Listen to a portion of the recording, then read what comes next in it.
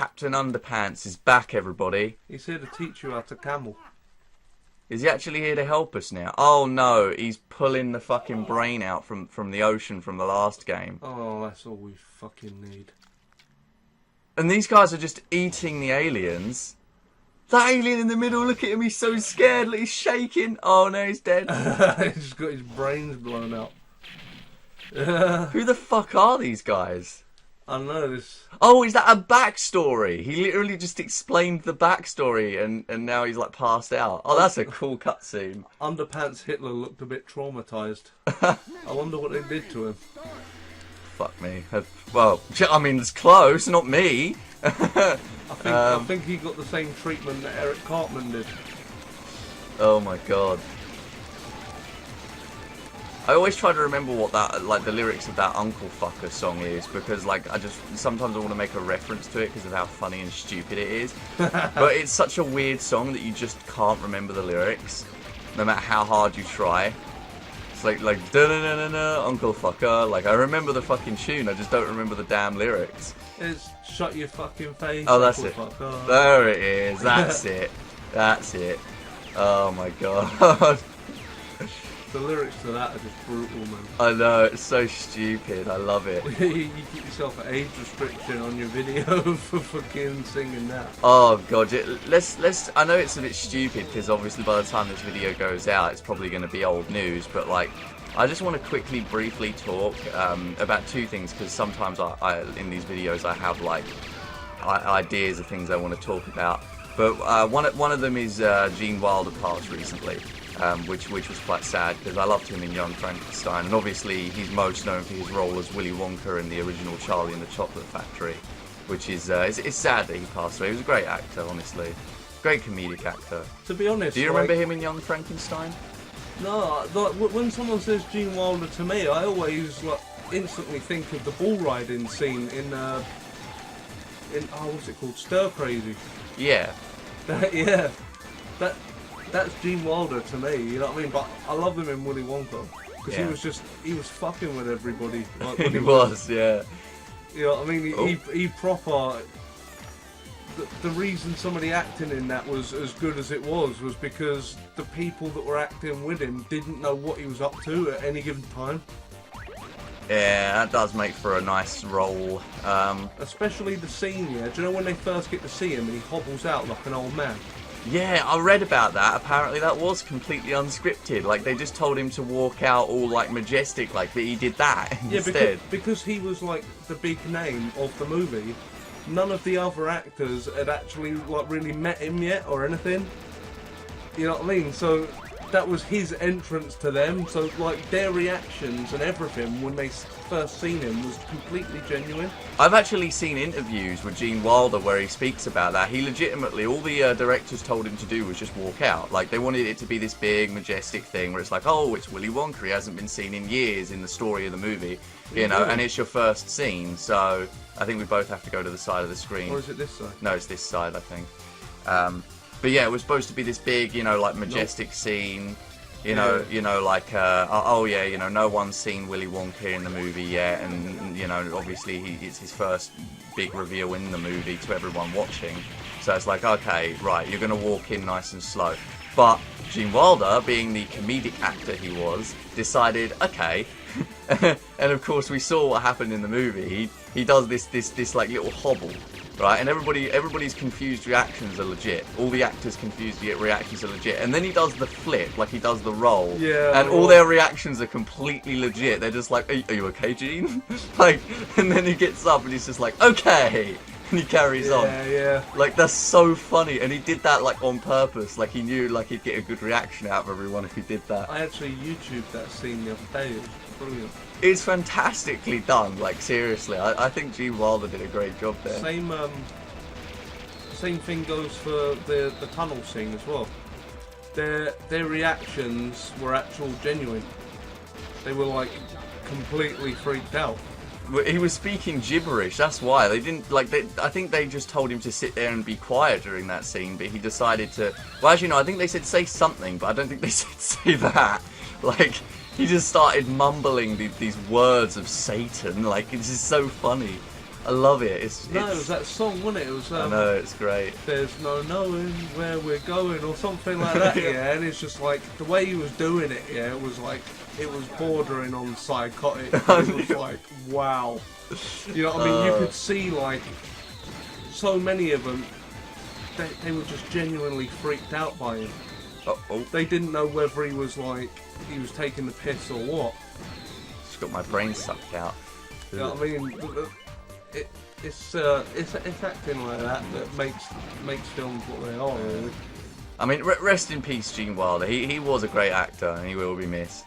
But but I just wanted to talk about that briefly because like it's like when you know, Spock died in real life. You know, the Spock from Star Trek. And we may not watch Star Trek, but he was an okay actor, and you know, I mean, I wasn't a big Star Trek fan, but it goes without saying. Yeah, everybody knows Gene Wilder was Willy Wonka. Obviously, watch the film; it's great.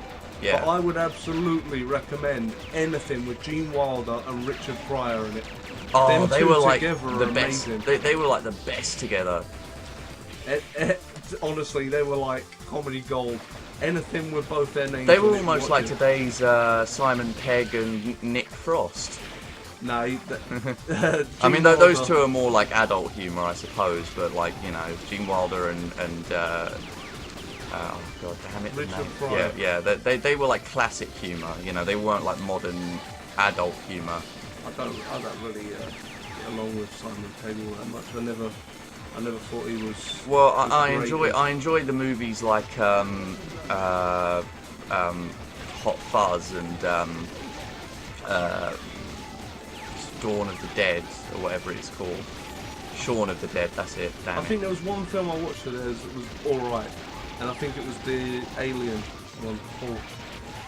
That was it. It was only alright. Have you never seen Hot Fuzz then? Because Hot Fuzz is a work of fucking art, like in terms of humour. I just don't think them two are very funny. Well, I would severely recommend Hot Fuzz to you then. I mean, obviously they're more funny than like Ricky Gervais, but they're not as funny as like, you know, some legendary comedians like Gene Wilder. Well, it's all different kinds of humour as well, so they don't really bear comparison that much. I would most definitely recommend to you Hot Fuzz then. Like just because of the fact that Hot Fuzz is one of those games that games. What the fuck? Hot Fuzz is one of those movies that it really like pulls on the comedy aspect really well. Like it doesn't overdo the comedy. Like you know how in a lot of comedies they really overdo the comedy. Like it just goes too far, or it just is too much. There's just too much to handle.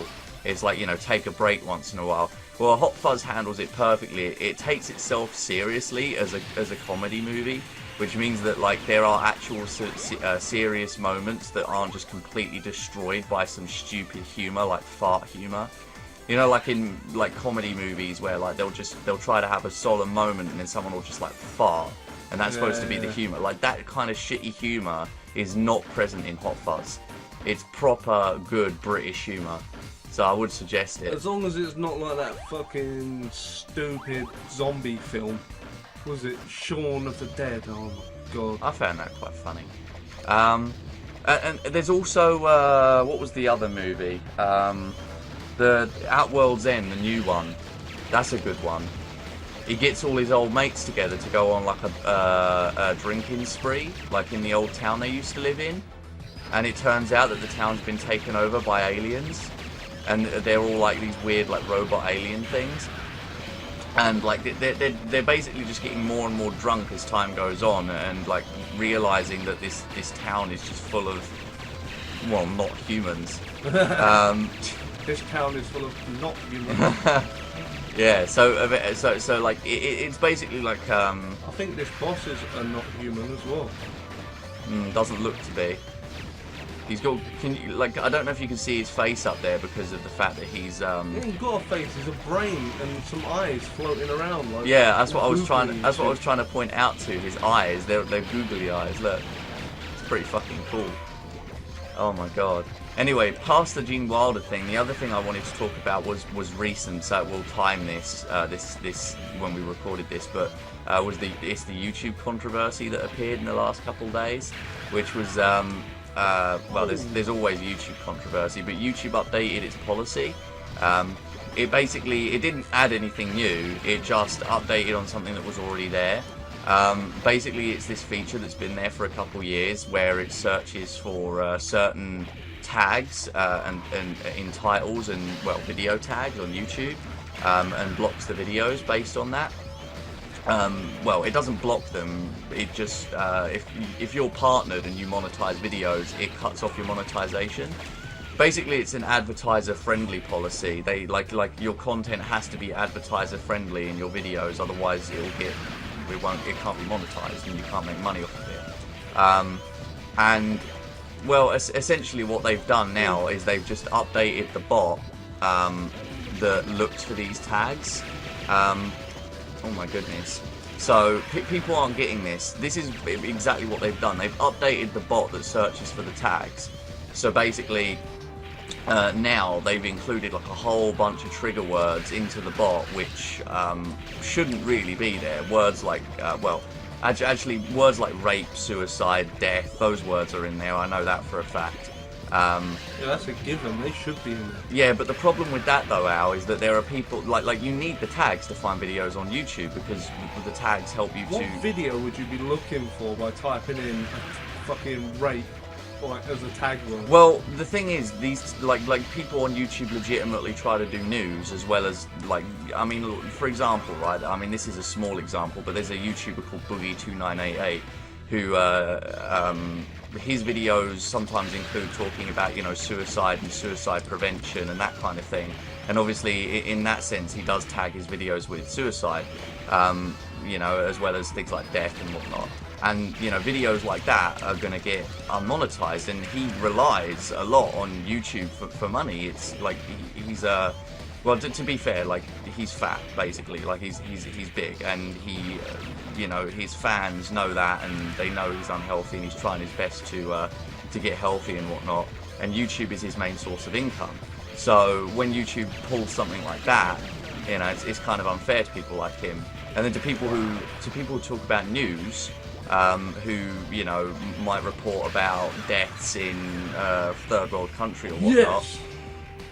That's a good boss. But yeah, to people who report news, especially specifically news channels, who might report deaths in a third world country or something that have happened recently, or in the case of say the massacre in America, the massacres in America, or the thing in France that happened last year. Any videos related to that might be tagged with anything relating to that kind of content are not going to get monetized. And for major reporting channels and news channels, that's not good. But I mean, other than that, I can't see the big problem with it. It's just the fact that now you can't really tag videos with certain words anymore. You can't put the words in the title, you can't put the words in the actual tags. Otherwise you just don't get money. A checklist of them words. Yeah, well, this is the big problem, and what should be pissing people off about it is the fact that YouTube have not said a single fucking thing. The only thing that they did to even make people aware this was happening was update the policy so that people could see it was in the policy. Because before, for the last 2 years, while this has been happening, there's been no way for people to figure it out unless they actually spoke to their partners or went and tried to get in contact with YouTube staff. So now the only difference is that now people actually know that it's happening because it's in the YouTube policy section. That's it. That's all that's really changed. Other than that, the bot's been updated, which really has fucked over a lot of people out of money. I mean, essentially, really now, the only way to get past this is just to not tag your videos, which I don't anyway. I never tag my videos. I don't think it's really useful for a gaming channel to tag your videos. What's the point? That all you need is in the title. Usually it's let's play something or walk through something. There's never never really understood the full benefit of tags myself, to be honest. It's so that tags are basically whatever words you type into the search bar in YouTube, videos related to that word or words will come up. So tags are basically a way of allowing you to find videos easier. Yeah. If a video is tagged with that word, it's going to come up higher in the list than videos that aren't tagged in the words with those words. So the tags are fairly important. but you know, the search bar also searches for videos that actually have the words in the title as well. So if you're only searching for gaming videos, then yeah, of course, you're only going to type in the name of the game and let's play or walkthrough or whatever, and those are all the words you need. So, and then of course, if you're looking for a playthrough by a specific person, you just type in the name of the person's channel as well, and boom, you get a playlist, a set of videos of them playing it. You know, you don't need tags most of the time with gaming. But, you know, that's not to say it's not a bad thing for other channels that do things that aren't gaming related. So, because I mean, to be fair, like in the last couple of days, I haven't heard of many gaming channels being affected by this shit. It's just all of the like channels that do like vlogs and stuff. It's going to get rid of all the 12-year-olds on YouTube. I know that much, which is really cool. Yeah. Yeah, bye-bye 12-year-olds. Yeah. Fuck you. Do you know how many fucking 12-year-olds there are on YouTube? Oh, it's so fucking terrible. Hello, man. Oh, this is not good. I'm being... Have you seen that one 12-year-old? What's his fucking name? Matty B? Humble Gamer. What Oh. a dickhead. Oh, the fucking nerve of this boy. The nerve of him.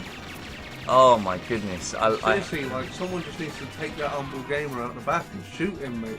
Yeah, take him out back and shoot him with a rifle. Oh, bro, the graphics on that boss are sick, mate. Look at the... He kind of reminds me of one of the Zelda bosses. I can't think of which one the though. Twisty you're talking about Mojira or Mulgira or what the fuck it's called. Oh, the dragon. Mold. Yeah, that's him. Yeah. Oh my god, what is this? All the twisty turny bits on it. It's like a fucking Transformer from that Michael Bay movie.